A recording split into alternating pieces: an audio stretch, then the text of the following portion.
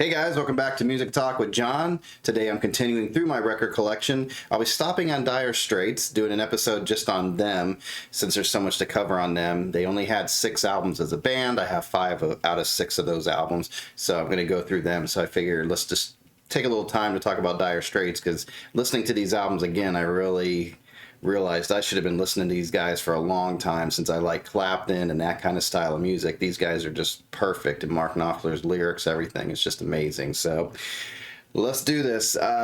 Sit back, kick your feet up, and let's talk Dire Straits.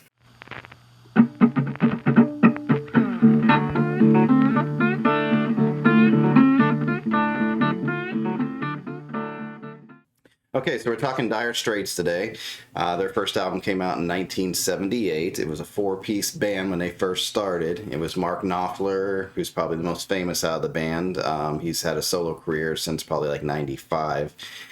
Did a great album with Emmylou Harris that I'll be bringing up at some point later down the road. So it was Mark Knopfler. His brother David Knopfler was in there. Both of them play guitar, and Mark was the lead guitar player. He has that distinct sound that you know, that guitar sound of Dire Straits. That's Mark Knopfler. You had John Isley on bass and Pick Withers on drums. So that was the beginning of Dire Straits. Like I said, their first album, their debut album, came out in 1978, and it was self-titled Dire Straits. And this is all these albums are great. Every song on this is just great. The album, the version here that I have right here on black vinyl, 180. This is a reissue of this. They went back and redid all of these Dire Straits albums. This one's on, it's Back to Black series, I guess. And it's all the Dire Straits studio albums, 1978 to 1991. So all of these albums that I'll be talking about, they're on 180 gram vinyl and mastered from the original analog tapes. The big hits on this was one that they're known for and people still enjoy, is Sultans of Swing, and there's a song, Water of Love. Those are the 2 singles off of this album.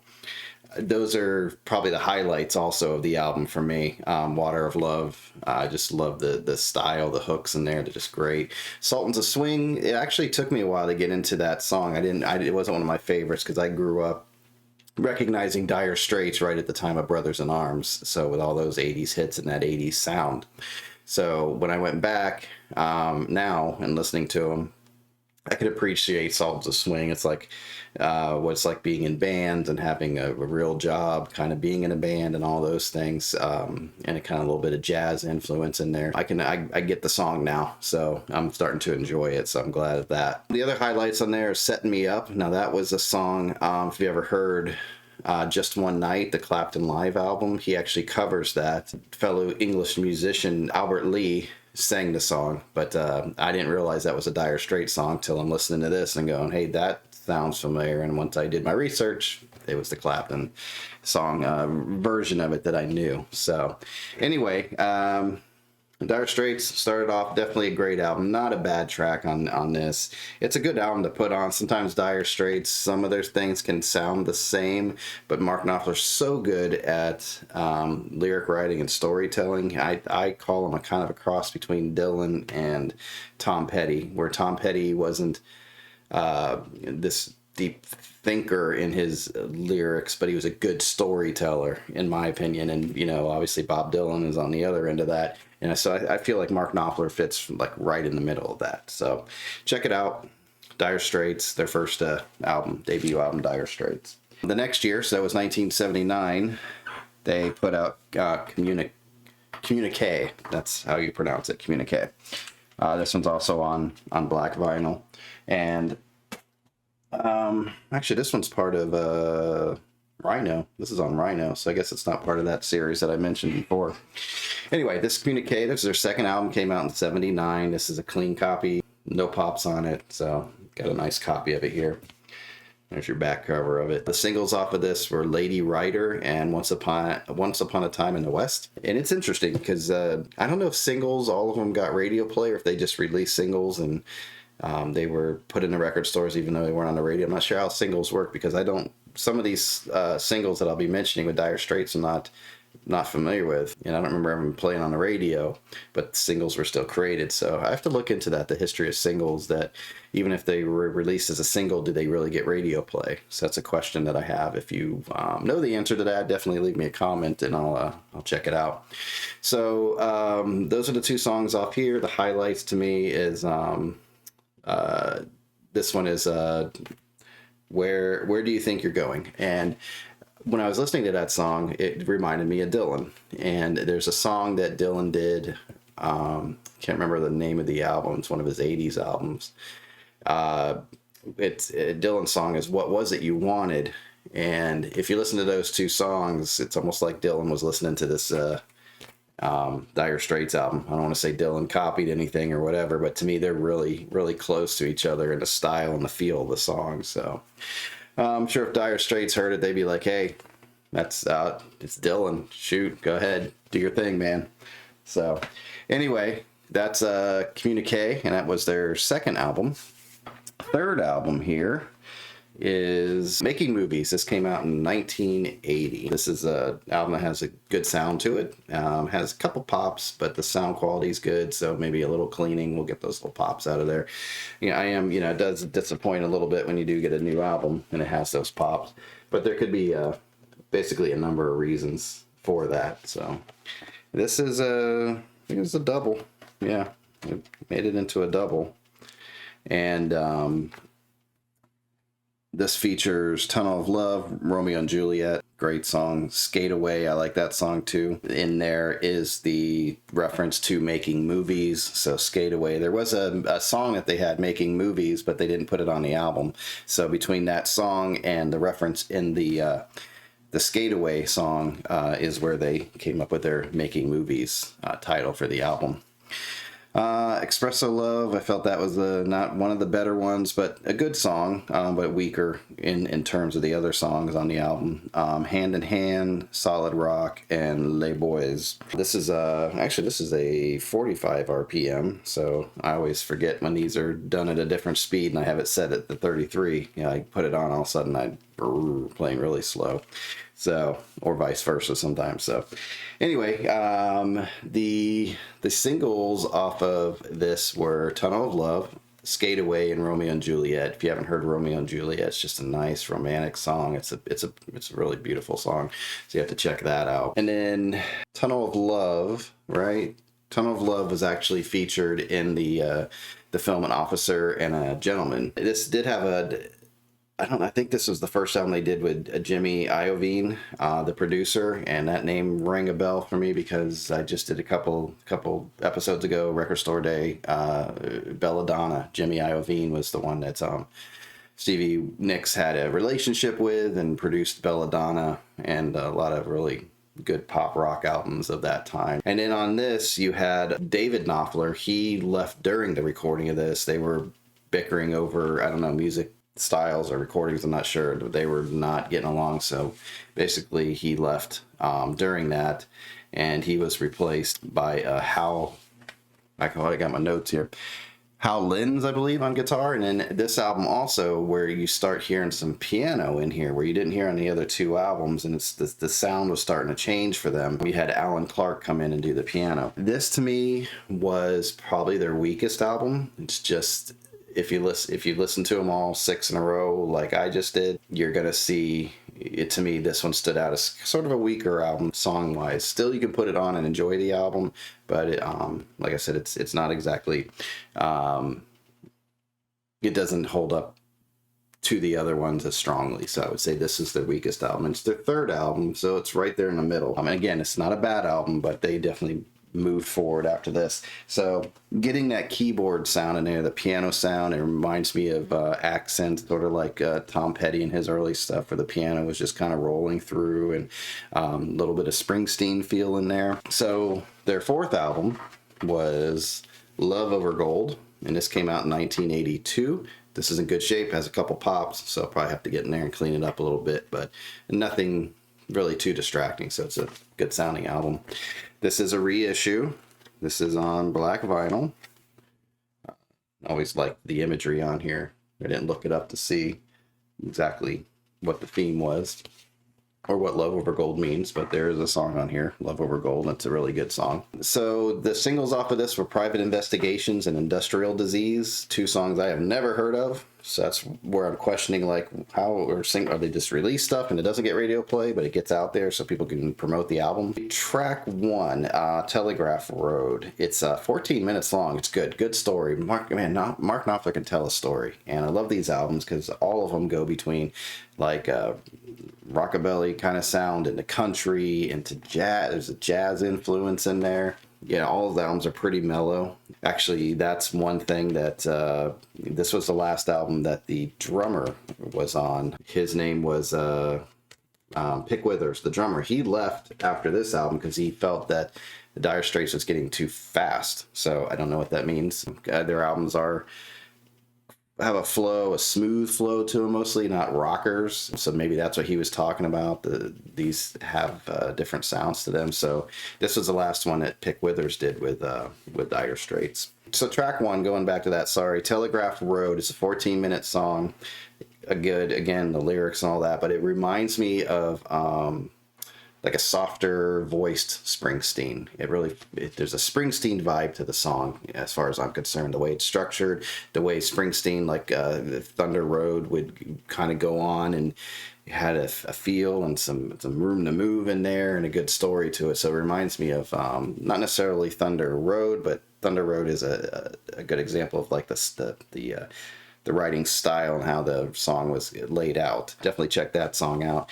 Then Private Investigations, it reminds me, the way the guitar work goes in there reminds me of Sting's song, Shape of My Heart. There's just something about that. I went back and listened to it, and they're different keys, but it's like very, very similar in the picking style of it. So then you're kind of adding your keyboard, more of a synth sound in there to this album. And so you're talking 82. So they started experimenting more with those sounds, that 80s synth, but not too overboard, I don't think. And you can hear some songs on here that is like their evolution from the earlier Dire Straits into this 80s Dire Straits, into this great album that we're going to talk about next, which is Brothers in Arms. This one, yeah, I've just always loved this album. They had so many hits off of this. This is part of that Back to Black series. It's on 180 gram vinyl. This album, no pops, clean, sounds great. And I believe they put it on 2 records. Yeah, they did put it on 2 records, and they kind of have this feel like what's going on behind the steel guitar there. So they have that look, and you have the lyrics on there and the credits, and both of them are like that. And both of these covers, and they're both on black vinyl.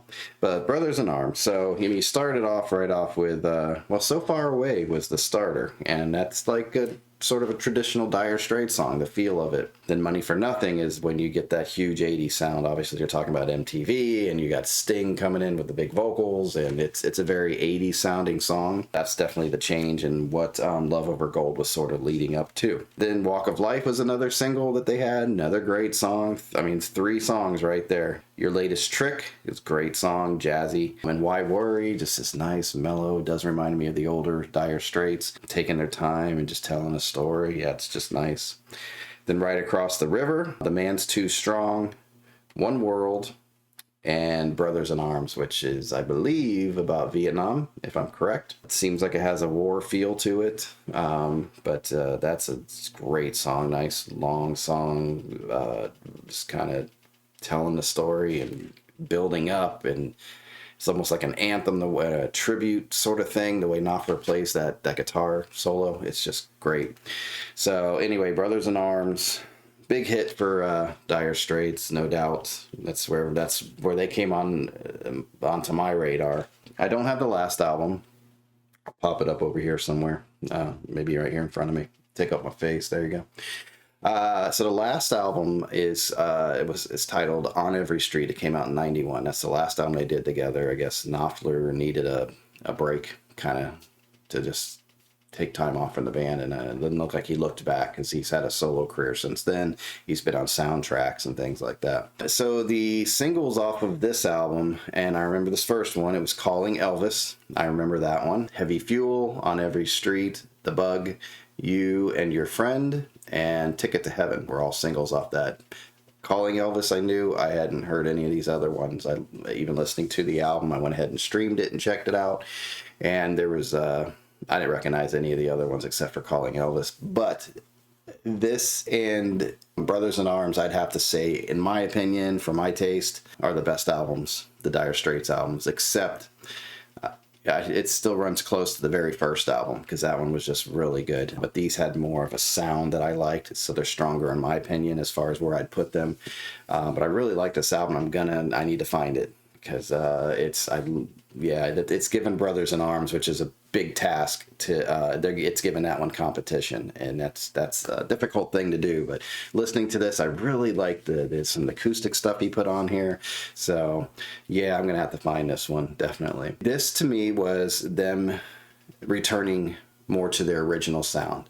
The production is different, but it's still great. It has more modern technology. And one thing I did forget to mention, Dire Straits was one of the first albums, the Brothers in Arms, was one of the first albums to be recorded digitally on a Sony like 24 track or something like that. But to me, it didn't, records are supposed to be analog, or they are analog sound. And to me, it still had the warmth. So they did a good job with it, putting it together so it didn't sound like it was a digital recording put on a record, because some of those don't sound very good, especially like some of the 80s rock, late 80s rock stuff. It just doesn't translate well when they take it from a digital source and put it on a record, in my opinion. Anyway, going back to this one, I like that acoustic sound, and it just had this really good sound to it. Like I said, going back to Dire Straits' original, it's taking all the synthesizers and all that stuff out of it that Brothers in Arms had, and that big 80s sound that they had with Money for Nothing. And even though that song, it's crazy because I don't feel it's dated. I mean, I know it's referring MTV, so that dates it, but the music itself doesn't. I mean, the way they produced it's still like Dire Straits in there. So I don't know, they did a really good job kind of incorporating some 80s stuff in there, that sound with the synthesizers, but still kind of keeping to themselves, but not as much as like On Every Street does. It really brings you back to that Dire Straits earlier stuff. It reminded me more of that. Yeah, no synthesizers, anything like that. There's a You and Your Friend. It's a cool song, another good story, and it features a good, like, nice steel guitar, like off in your left ear. Just, yeah, I love it. The way he plays it and accents things, yeah. He's going to be high up there on my favorite guitarists here. I don't know why I didn't take him more seriously before now, but definitely he's on my radar and he's going to stay. The song Iron Hand, very acoustic bass song, nice picking and things like that in there, so that stuck out for me. And the other song that stuck out for me is How Long. It's a acoustic song. And it has a country style. Now, to me, it's what country should have been in the 80s, 90s, not this pop stuff. To me, this is where they maybe should take notes and listen to that song, because it's a good song, more modern song, and it sounds country, but it's not like these country artists these days or since the 80s actually, did the country twang thing, but more to a pop sound, and the country was like just almost out of the song, and they just featured the typical country instruments in order to call it and keep it country. And besides their twang when they're singing, there's steel guitar and things like that. But anyway, this one, I'm glad I listened to it. I'm glad I did this with Dire Straits, because I definitely have a new appreciation for them. Wondering why this wasn't in my playlist when I was 17 with like Layla and Blind Faith and those albums. These Dire Straits would have been right in there, kind of in a constant playlist. So anyway, hope you enjoyed that, my little brief thing about Dire Straits. Definitely had a good time with this. If you haven't checked out Dire Straits and you like Clapton and that style of guitar, yeah, I would definitely check them out, no doubt. And like I said, my favorite two out of those were Brothers in Arms and On Every Street, with their first debut album being like that close right in there too. Like if I had to decide between the three, it'd probably change on a daily basis. So anyway, thank you for watching. Definitely leave me some comments if you have any ideas for shows you'd like to see or whatever. Let me know, or any comments about what I spoke about here. Definitely do that, and I'll get back to you. So hit that like button, that subscribe button, and appreciate you guys watching again. I appreciate it much. And we will see you next time. Until then, enjoy your music.